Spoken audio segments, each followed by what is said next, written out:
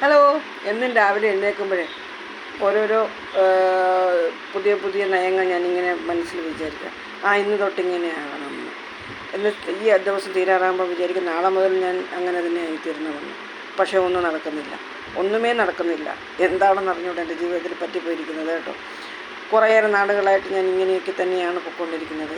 ഒന്നും ഞാൻ വിചാരിച്ച രീതിയിൽ അങ്ങോട്ട് എത്തിപ്പെട്ടാൻ പറ്റുന്നില്ല. എന്നിരുന്നാലും എൻ്റെ യൂട്യൂബിൽ ഞാൻ വിടത്തില്ല. ഏവർക്കും സ്വാഗതം എൻ്റെ ചാനലിലേക്ക്. അപ്പോഴേ കുഞ്ഞുങ്ങളെ, ഇന്ന് പലവിധ തടസ്സങ്ങളാണ് വീഡിയോ എടുക്കാൻ വന്നിരിക്കുമ്പോൾ. അപ്പോൾ ഞാൻ കരുതി ഓഫ് ചെയ്ത് വെച്ചിട്ട് പോകും. ഈ പകുതി വെച്ചിട്ടിട്ട് പോകണ്ടേ, അതുകൊണ്ട് ഞാനങ്ങ് ഇട്ടിട്ട് പോകും. എന്താല്ലേ ജീവിതം. പിന്നെ എന്തൊക്കെയുണ്ട് വിശേഷങ്ങൾ? ഞാൻ എല്ലാ വർഷവും ഞാനിങ്ങനെ വിചാരിക്കും കേട്ടോ, ഡിസംബർ 31 ഞാൻ അടുത്ത വർഷം മുതൽ ഞാൻ ഇങ്ങനെയൊക്കെ ആയിരിക്കും. രാവിലെ കുളിയൊക്കെ രാവിലെ കഴിയണം, കുളിച്ച് പിന്നെ നടക്കാൻ പോകണം, അമ്പലത്തിൽ പോകണം, അത് കഴിഞ്ഞ് നമ്മുടെ ദിനചര്യ, അങ്ങനെ ഓരോരോ കാര്യങ്ങൾ അത് അങ്ങനെ തുടങ്ങുന്നു. പക്ഷേ ഒന്നും നടക്കാറില്ല. കാലേക്കൂട്ടി ഒന്നും ചിന്തിക്കരുതെന്ന് എന്നെ അനുഭവങ്ങൾ പഠിപ്പിച്ചിട്ട് നമ്മൾ നേരത്തെ ഒന്നും ചിന്തിക്കരുതെന്ന്.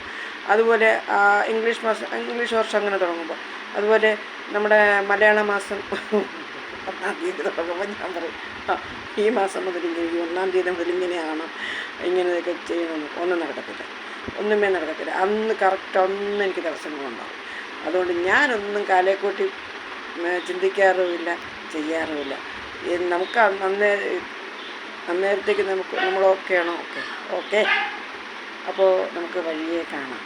ഇന്നത്തെ ഒരു ശുഭദിനം, ശുഭരാത്രി, ശുഭസായാഹ്നം എല്ലാം കൂടെ നിങ്ങൾക്ക് അനുഗ്രഹങ്ങൾ ചൊരിയുന്നു. സമയക്രമം പാലിക്കാൻ എൻ്റെ കഴിവിൻ്റെ പരമാവധി ശ്രമിക്കാം. എൻ്റെ യൂട്യൂബെ ക്ഷമിക്കുക, സാഹചര്യങ്ങൾ അനുകൂലമല്ലാത്തത് കാരണമാണ് കേട്ടോ, അറിയാമല്ലോ. എന്നിരുന്നാൽ ഞാനിത് വിടത്തില്ല. കാരണം എനിക്കൊരുപാട് കൂട്ടുകാരെ സമ്മാനിച്ച യൂട്യൂബ് എന്ന ഈ പ്രസ്ഥാനം ഞാൻ മുന്നോട്ട് കൊണ്ടുപോവുക തന്നെ ചെയ്യും. യൂട്യൂബെ മുന്നോട്ട് കൊണ്ടുപോവുക തന്നെ ചെയ്യും. അണിയറ പ്രവർത്തകർക്ക് എന്നോടൊന്ന് സഹകരിക്കുക, എല്ലാവരും എന്നോടൊന്ന് സഹകരിക്കുക. അപ്പോൾ എന്താ കൂട്ടുകാർ, നമുക്ക് ചിരിച്ച് സന്തോഷത്തോടെ കണ്ടുമുട്ടാം. Okay, by.